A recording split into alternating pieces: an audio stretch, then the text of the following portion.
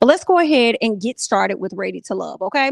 So, on last week, we had a few guys that were up to be eliminated. I believe it was LJ, you had Justice, and then you had Zoe, all right? So, they were the three that was up for elimination.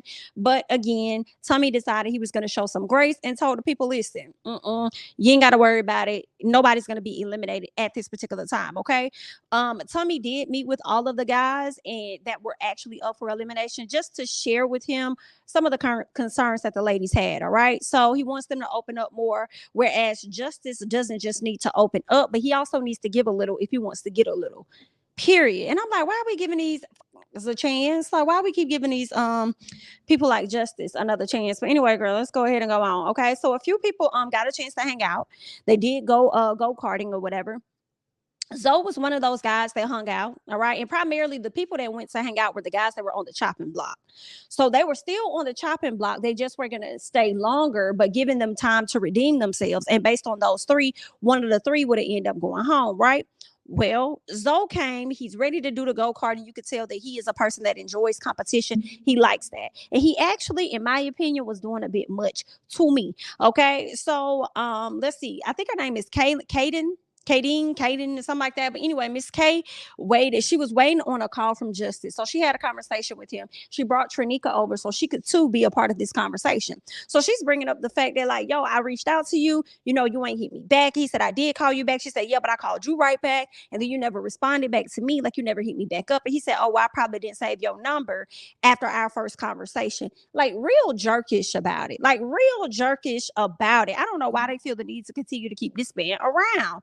Okay, so anyway, right? So Miss K decides to go into her receipt book, right? So she pull up her records and she wanted to pretty much, identify certain things, okay? Show her proof or whatever, and to show him his lack of interest in her. So he giving her pushback without even listening to her.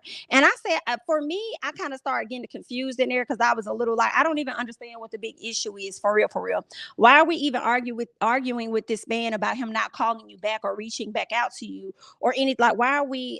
Like, why are we doing this? Like, just understand that he ain't that NIGGA, and then let's just move on. Like, let's not waste our time when it comes to this. Like, why are we going back? You ain't called me.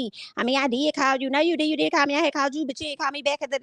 Like, girl, y'all too grown to be playing these type of games to even show him any type of proof. It's just time to move on. Okay. So the problem was that he hasn't called. So I talked about that, how I got lost. Okay. I was glad the conversation was over initially. I didn't understand him wanting to get a hug from her, which was stupid. And it was making me think, you know what? You're a type of man that enjoys toxic love. You like to fight. You like to bicker, and then you like to put it on your woman. Okay, put that DICK, put that pickle on her, whatever you're gonna do, and then be back to where you started. But then you really ain't giving nothing in the end. You want women to start out and continue to settle for the bare minimum. Like, you can't even take them out to eat.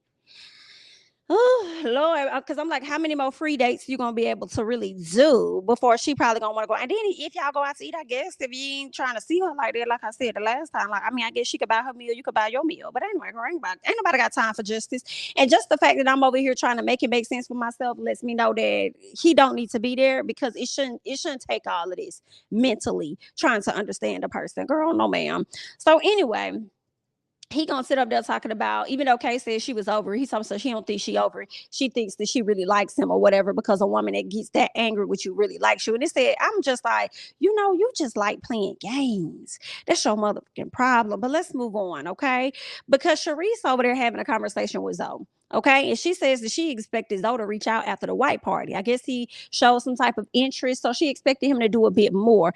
And he didn't really. Zoe just kind of felt like, well, I don't even know if I'm really your type. I expect you to do something too. Like, you want me to run up behind you, but are you even interested in me? Like, do you really see something with us?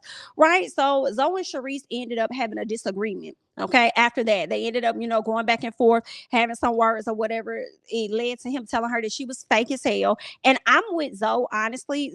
Sharice is fake as hell. Like, it's just what it like. Sharice, you do be giving off fake vibes. You do be giving off overly bougie. And girl, and then you gonna sit up here and tell that last man, Mike, on last week talking about, or a week before last, she said something about that man being the age that he's at and having kids. And she says she called him something. I think she said it was a red flag or something. And he like, okay, you being the age that you at and you ain't got no kids is a red flag too. Like, what are you talking about? So, I mean, she could get fly with her mouth, right? So I personally felt like Zoe wasn't lying. Like, girl, you is fake as hell. But at the same time, Zoe, I did feel like you kind of got a bit aggressive. Like, I understand that you frustrated, and then you gonna sit up here and tell this lady that's just how I talk. Cause she like, who are you talking to? And why are you talking to me like this? That's just how I talk. I'm just talking. No, it's not. Because when you talk to Miss Kaden or whatever, you made sure to watch that tone when you had a conversation with her. But with Sharice, you ended up getting loud because you was mad for whatever reason. And I don't really think that was cool, even if you do feel like she's fake. I feel like you could have told her that and not got loud with her the way that you did. But Sharice, I also noticed how you tried to play it up at the same time. Like, oh my God, he said this and he said that. And he should not be here anymore because you don't talk to me like that. You don't do this and do that. As if you didn't walk off, Sharice, and then turn around and get back in his face and say whatever it was that you were saying. So, I mean, girl, it's really giving neither one of y'all was for real, right? In my opinion. But again, as I said earlier, I feel like, yeah, she fake. I agree with him on that. But at the same time, he ain't have to go there with that lady.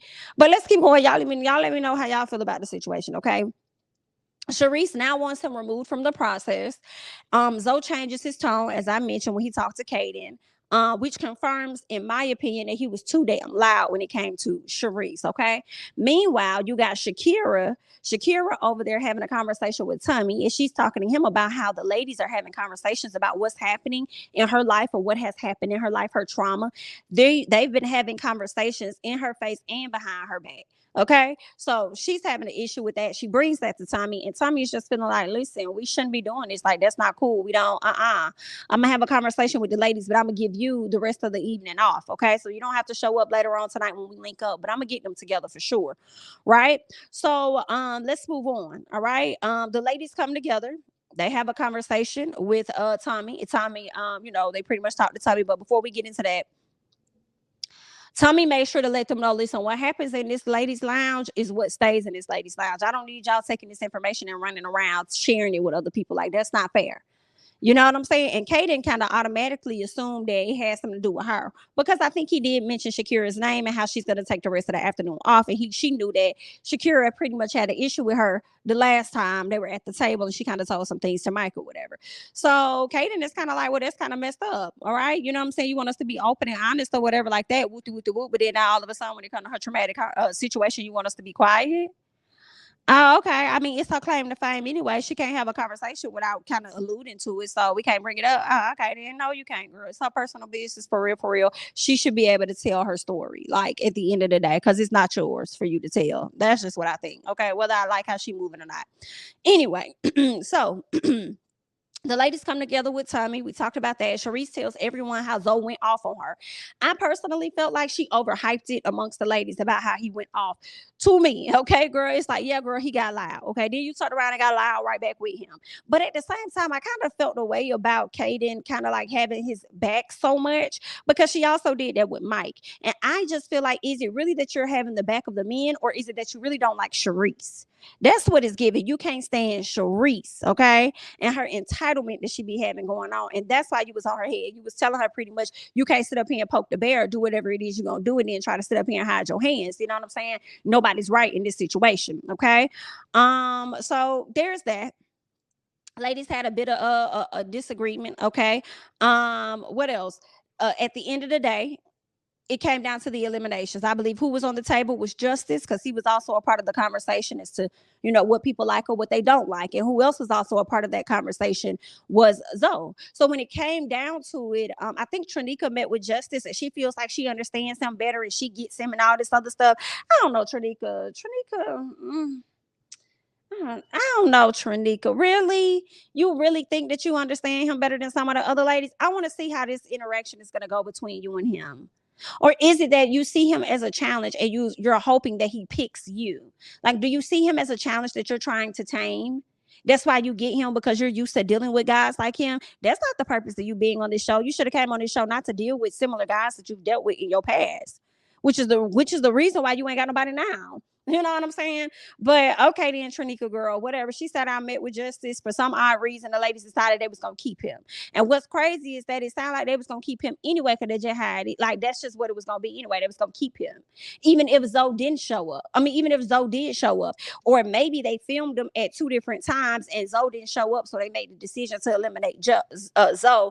Then they had to sit down with Justice only to tell him he gets to stay by default. I don't know, girl. But he didn't show up. Zoe didn't show up to sit down and link up with Brandy. Brandy called the phone. The man didn't answer. I feel like that was rude. I feel like that was disrespectful. I feel like you showed yourself a lot. Number one, you was doing too much when it came to the competition. You were being very aggressive with the ladies just as a whole. Like that's your demeanor. That's what you give off. And honestly, yo, it should have been a red flag the last time you felt as though you were forced to propose to a woman because that's something she wanted. That's not what you wanted. And you turned around and you embarrassed her the very next day and asked for the ring back. We should have knew that you wasn't SHI nor none of the T at that point. Okay, you really should have went home. Justice, your ass is next. I don't want to see nobody else going home before Justice takes his ass home. Because in all honesty, Ready to Love, y'all out here wasting these women's time for the sake of entertainment on this motherfucking show. If you ask me, so he needs to be the next to go because he's not seeking anything. And at this point, as far as I'm concerned, anything that he does give us, anything he does give us is going to be him faking so that he can stay on the show much longer, but not really developing any form of a genuine connection with anybody. So y'all need to start wasting the people's views and the people's time. Okay, get that together. But that's really all that I got for Ready to Love, girl. Let me go ahead and move on to some other foolishness. Y'all go ahead and hop down in the comments and let me know your thoughts about Ready to Love.